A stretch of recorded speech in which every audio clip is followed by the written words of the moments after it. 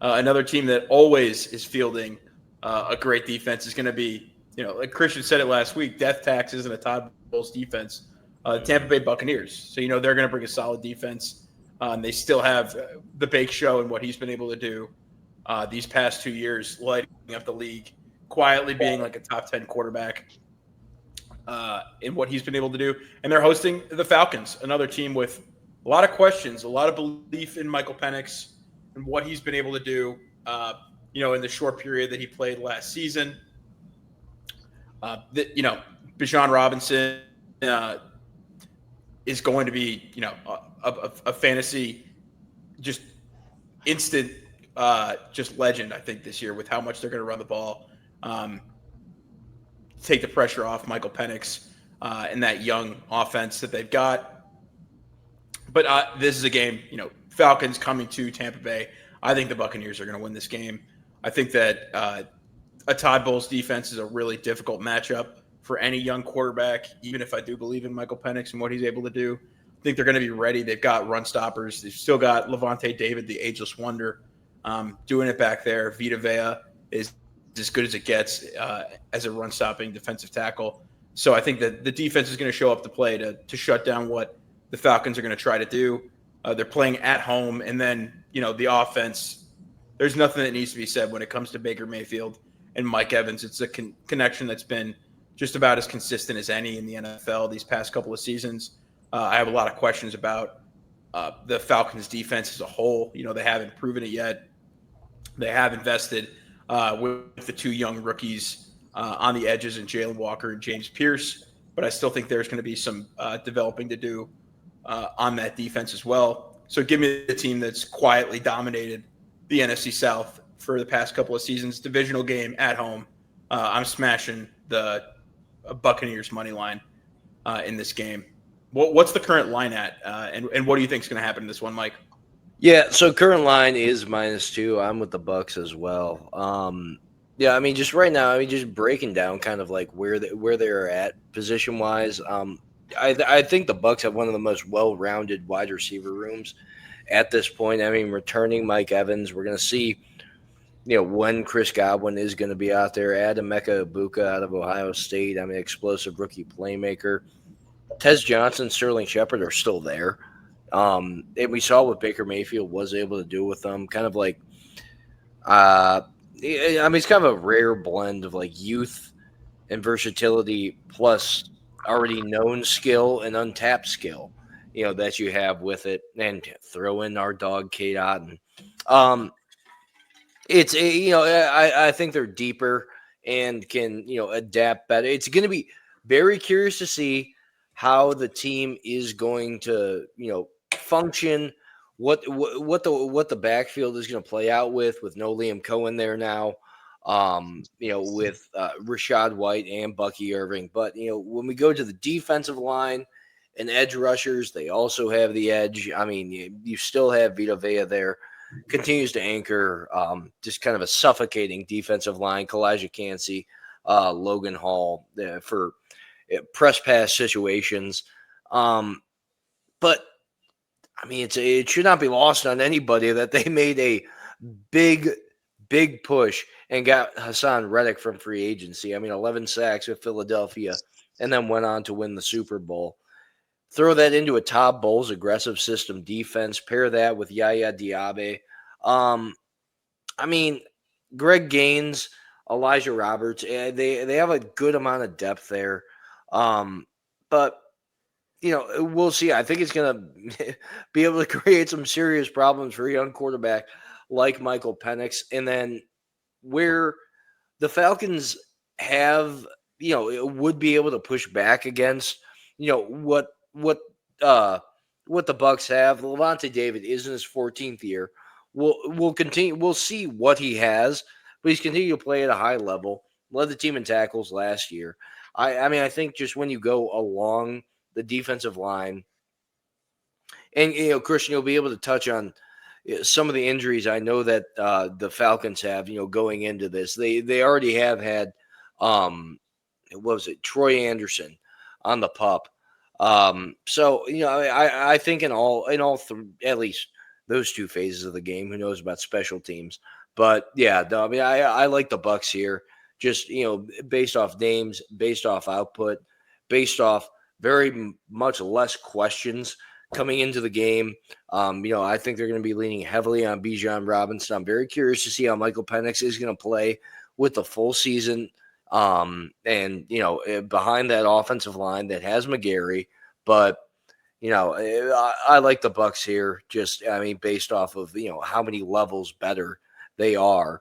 When you break down their football team. Yeah, so I think Caleb McGarry's out for the year. That's going to be tough without him. Um, I would say I would push back a little bit on the Atlanta Falcons. I think one of the biggest issues with them last year, especially when Kirk was playing, was the fact that Zach Robinson did not run the ball enough. And I think early on this year, you're going to find out, you're going to see some of the same issues. I think he's going to get a little bit trigger happy when it comes to the pass game. Zach Robinson, I think he's going to be motivated to try and get Kyle Pitts involved early on. I think he's going to want to keep Drake London involved, and give him a lot of targets as well. I do think Bijan's going to still play a big role in the pass game. However, I do think that's going to be the big issue for the Falcons early on is just sticking with the run game and committing to the run game. Especially with Caleb McGarry being out for the year, I think they're going to have to rely on it more than usual. So hopefully they can figure that out throughout the year, just run the ball more. But as far as the Bucs are concerned, they're going to have a great running attack. I mean, they got a three-headed horse. I think Bucky Irving's going to have a breakout season. I think a lot of people think that. And then Turtle, you mentioned Sean Tucker, huge fan of him, probably the best third running back, one of the best third running backs in the league. He'll probably overtake Rachaad White too at some point. And then great weapons on the outside. They got a bunch of good receivers, and then a great offensive line. I don't know if Tristan Wirfs is going to be ready for Week 1, just like Chris Godwin. But whenever he gets back, it's just going to elevate them even further. But I'm going to take the Bucs just because I do think the Falcons are going to have a bit of an identity crisis early on in the season, just figuring out how they're going to be most effective. And I think it's going to be running the ball. Yeah, I mean, what impressed me the most about the Bucs last year was even with Tristan Wirfs injured, they were one of the offensive lines that I felt like that played well as a unit, right? Kind of similar to the Ravens, to where maybe you look at the talent at individual positions and you're like, oh, okay, well, this shouldn't be a good offensive line, and yet they play the sum of all the parts. They played really well last year. I think that continues going into this year. I have a lot of questions about the Falcons defense. I mean, I like the adding of Jalen Walker. I think he's going to be a good player. If people had watched this pod previously with our mock drafts, they probably know I was not the biggest James Pierce guy. And I think trading a next year's first to get James Pierce is a colossal mistake. But in any case, I think that defense is probably going to be in the bottom half of the league, the Falcons defense. And you guys mentioned it. I look, this is week 1 of the Michael Penix show. Obviously, you got some tick last year, but as far as a full-time starting quarterback goes, this would be the first go around. And again, tough matchup. One thing that I think works in the Falcons' favor, though, is when the Bucs played the Falcons last year, the Bucs played them, I think it was weeks 5 and 7. So they didn't see Michael Penix at all. So there is a little bit of a surprise factor there. They're going to have to go off tape from last year. That might work a little bit in the Falcons' favor. I still don't think that's enough to overcome what I think will still be a very high-powered offense in Tampa Bay, even after losing Liam Cohen. So I'm with you. I like the Bucs in this game, but look, these divisional matchups can get freaky. So we'll see. But as far as on paper, I think the Bucs should win this football game. It's interesting that the point about Michael Penix kind of hiding his cards in preseason, because I would think for a young player that would be a disadvantage. Now, maybe I'm reading too into like preseason play here between the Well, Bengals and now the you got to keep Falcons. in But mind he's not a rookie. Like this isn't his first time playing football in the NFL. Again, I actually think it works to the advantage that there's not going to be a ton of. It's not like Todd Bowles played against him last year, to where they have his tendencies or anything. I mean, sure. I'm sure they can go off last year's film, but again, a lot of stuff can change in an offseason. Maybe Penix got better at certain things that he had blind spots to starting last year. Um, I think that's one of the things that might work in the Falcons' favor. And look, this game's in Atlanta. You're starting out on the road. I'm just pushing back on the Bucks here a little bit, just as kind of I think we're all in agreement on the Bucks, but just trying to play devil's advocate a little bit. Um, talent wise on their defense too. Like again, I think Todd Bowles gets the most out of it, but I don't feel like talent wise that their defense is a top 10 unit. So and this Falcons offense with Kirk Cousins last year kind of got its way with Todd Bowles a little bit. That first Kirk Cousins game, they scored like 40 points in an overtime game. So again, just pushing back a little bit. I'm still with you guys. I think this is the Bucks. This is a Bucks game, but just wanted to kind of play a little bit of devil's advocate. It's not a slam dunk that the Bucks win this football game. No, and I think that's one of the beautiful things about Week 1 too. And he's not a rookie quarterback, but he's still a young quarterback.